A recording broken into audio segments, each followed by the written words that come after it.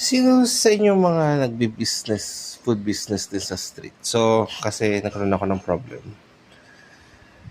Nagte-taste test kasi ako sa mga niluluto ko.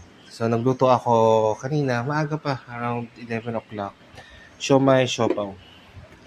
Nag-taste test ako after 1 hour.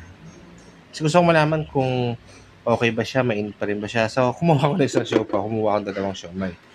Ito naging problem ko. Sumakit tiyan ko.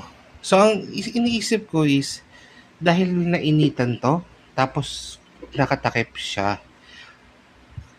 Yun ba yung dahilan or may iba pa?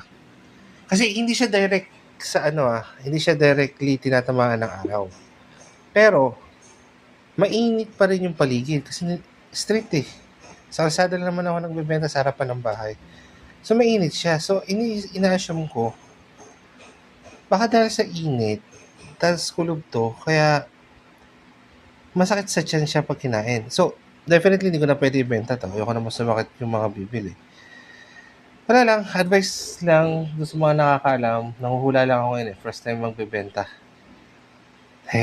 Thanks sa mga katulong.